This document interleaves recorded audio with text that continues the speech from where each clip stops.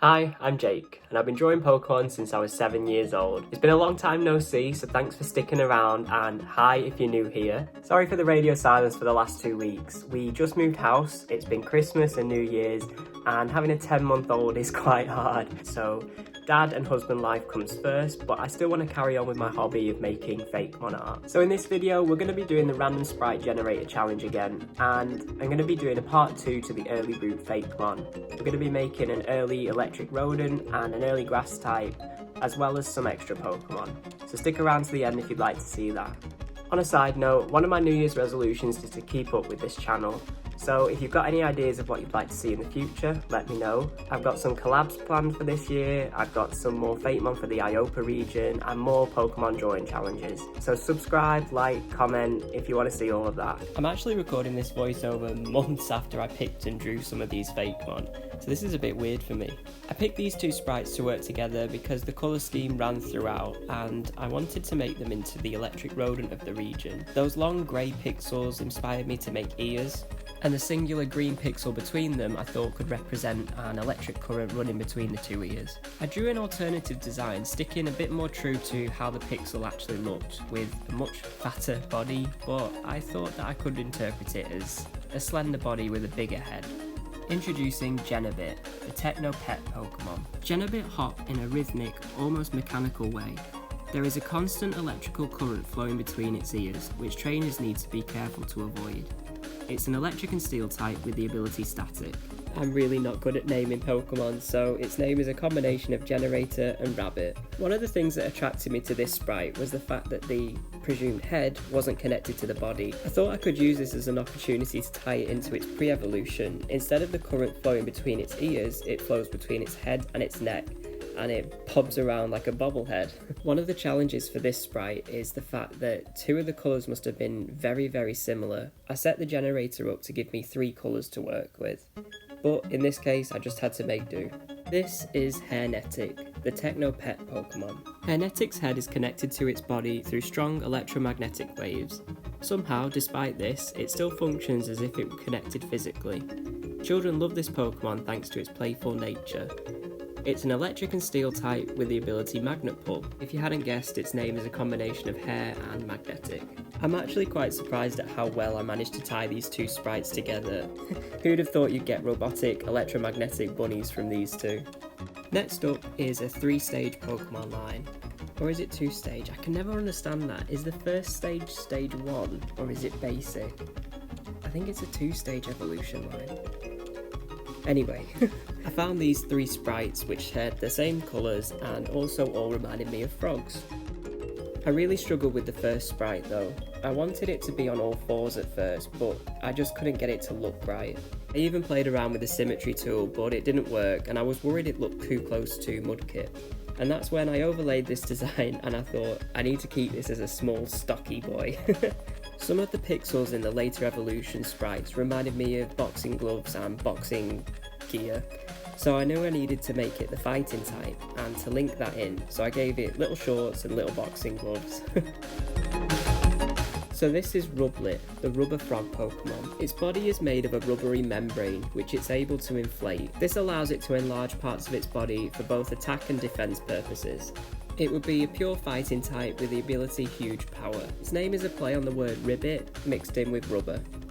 The middle stage of this evolution line was the one that I was most excited to draw, but what I had in my head just wasn't really translating onto paper. Well, iPad screen, but you get what I mean. That light green line on its head, as well as the 2 dots by its ears, made me think of that boxing headgear, and I translated the red pixels into inflatable boxing gloves or boxing pads around its neck and thighs. This is Rubox, the rubber frog Pokemon. It's very quick on its feet. It's able to dodge and weave to avoid attacks, and then counter with a jab from a giant inflated fist. It's a pure fighting type with the ability Huge Power.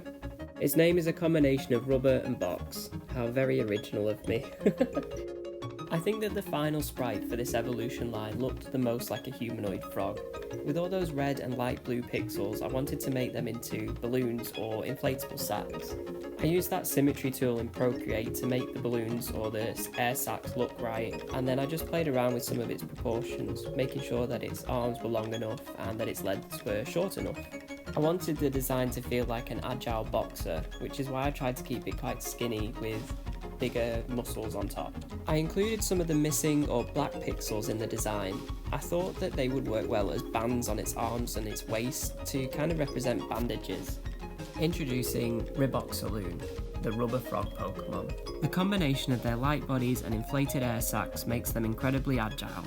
After training, it's now able to inflate its air sacs at the perfect time to rebound oncoming attacks. It's still a pure fighting type with the ability Huge Power, and its name is a combination of Ribbit, Boxing, and Balloon. A bit more original from myself, if I do say so. If some of you are familiar with my old Fakemon, you might see that the idea of an inflatable fighting frog isn't that new. I'll put a picture on screen now of an old evolution line from 2017 from my old JSOS region, but I quite like these new guys better. For the third set of Pokemon, I was really attracted to these sprites because of that purple colour. I thought it linked them really well and it made me think of Wisteria. I interpreted the first sprite as just a little flower really, with two leafy hands coming out from the bottom and then big bits of wisteria hanging down from its ears. I don't have much more to say really about this design. It's actually quite basic, but I wanted it to be like that feminine grass type, you know, like Roselia or... can't think of another? Bounsweet. Introducing Wisteria, the hysterical Pokemon. Wisteria are full of worry and often will only come out at night to avoid other people and Pokemon. If they come into contact with someone, they begin to cry and wail uncontrollably. It's a pure grass type with the ability Flower Veil. Its name comes from hysteria with a silent W put in front from Wisteria. For its evolution, that brown colour made me think of a gnarled, old, rotten tree, and with the big black pixels in the middle, I imagined it as a huge open mouth, and that's when I came up with the mandrake idea. If you're not familiar with the mandrake mythology, it's like this root creature that when you pull up from the ground, it releases this horrible wail and screech.